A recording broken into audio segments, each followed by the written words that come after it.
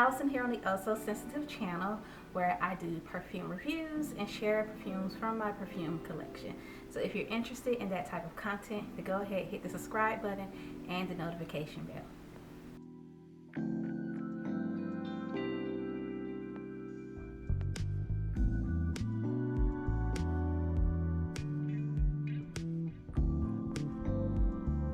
So Chanel has released a new perfume called Coco Mademoiselle Leau Privee.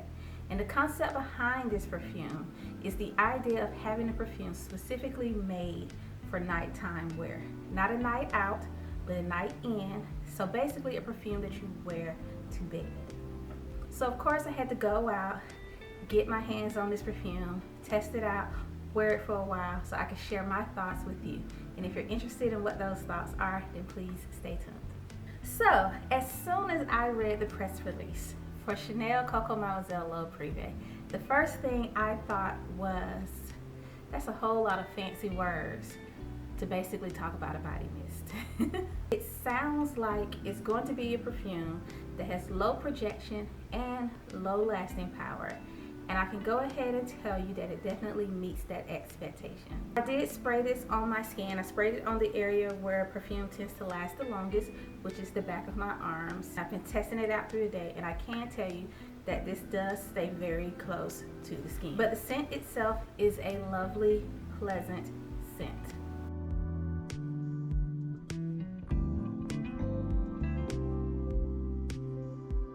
In its loveliness and pleasantness, it's also quite simple. It's more simple than the original Coco Mademoiselle. It's definitely more simple than Coco Mademoiselle Intense. The original Coco Mademoiselle has a very fresh, complex citrus opening. I reacquainted myself with the smell by actually spraying some on this arm. And I can tell you that that perfume is still present. It lasts a long time. It has lasted throughout the day. And again, that scent has a very complex citrus opening. It has notes like orange, mandarin orange, orange blossom, and bergamot. So it's not just a simple orange opening or a simple one fruit citrus opening.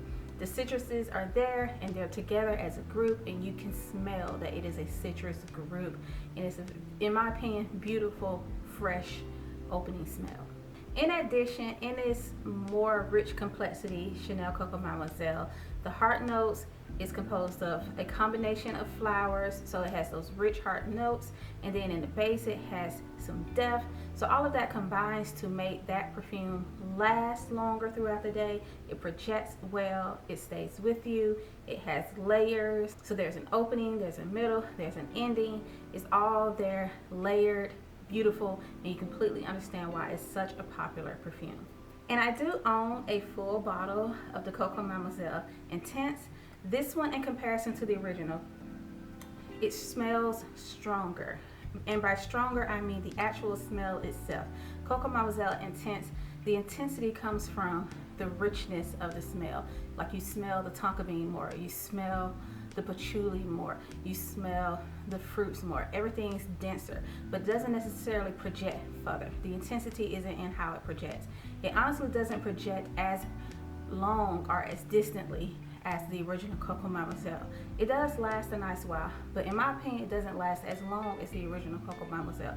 Sometimes I wish I had gotten the original Coco Mademoiselle because it's much more appropriate for everyday wear, but it can still work for special occasions.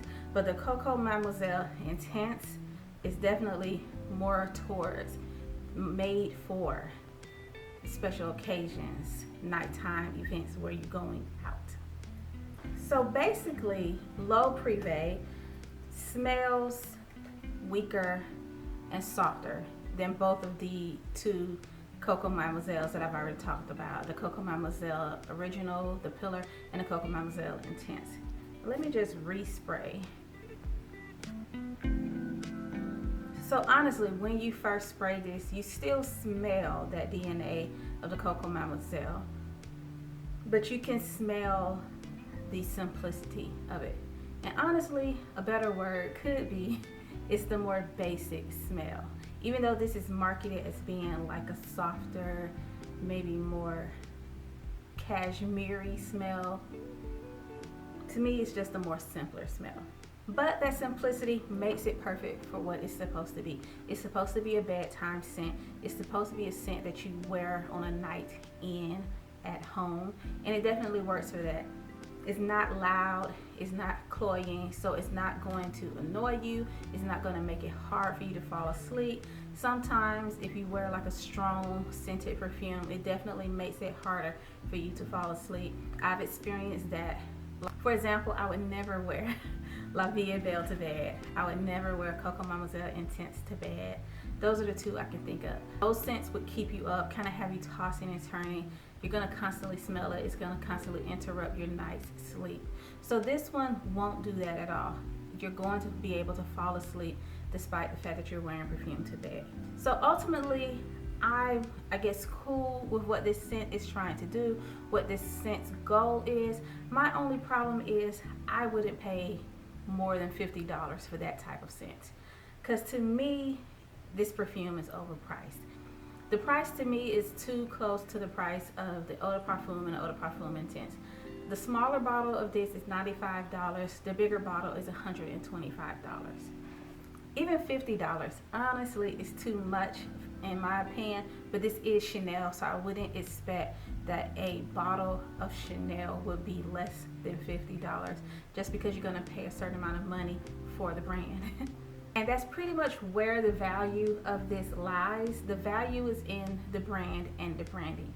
You're getting a Chanel perfume, you're getting that Chanel bottle, you're getting that Chanel feel, I guess, just from smelling this perfume.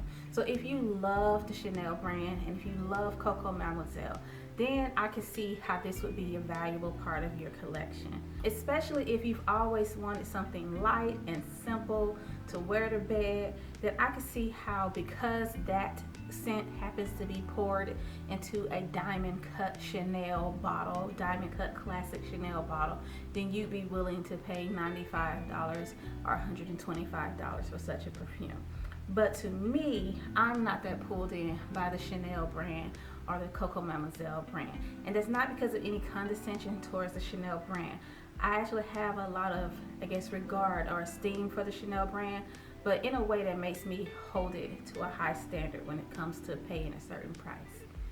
The real issue for me is that I have a certain style when it comes to perfume collecting. Basically, I collect perfumes. I have a lot of perfumes. I have a variety of perfumes. I have so many options. So if I want something that's going to be a bedtime scent, I have plenty of things to choose from, things that I paid less than $125 for, things that I paid less than $100 for. So there's no need for me to spend another $125 or $95 to have a scent that's specifically made for wearing to bed. I have some perfumes that, in my opinion, work for that just fine.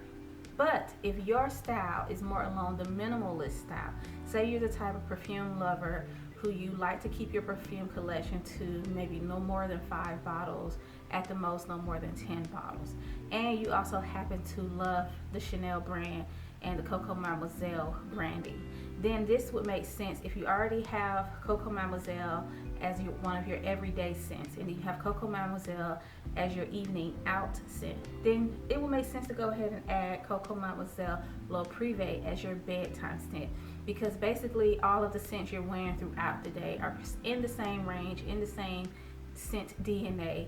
It keeps you within a certain, I guess, DNA or branding or style. Because I think of, for example, when it comes to being a certain type of feminine woman, whichever type of feminine woman you want to be, if you have a scent that you're known for that makes that scent feel unique to you, like a part of you, like people smell that scent and they think of you. So in conclusion, I don't really think it's an overall general waste for you to get Coco Mademoiselle Leau Privee. It just depends on your style. But if ever I'm in the mood for a bedtime perfume, I'm more likely to just go through my collection and see what works as a bedtime perfume instead of spending another $100 just to get a bedtime perfume. And if I just have to spend some money to kind of feel like I have a fancy bottle of bedtime perfume, then honestly, I'm probably just going to go on Amazon and order me an empty but beautiful perfume bottle and pour one of my fragrance mists into the bottle. So before I conclude things, I'll just say, if you're interested in the type of perfumes that I would wear as a bedtime perfume, let me know in the comments and I'll definitely try to make that video for you. Thanks for watching, and if you enjoyed this video, hit the thumbs up button. If you have any other questions or requests or comments, then leave them below in the comment section. Bye!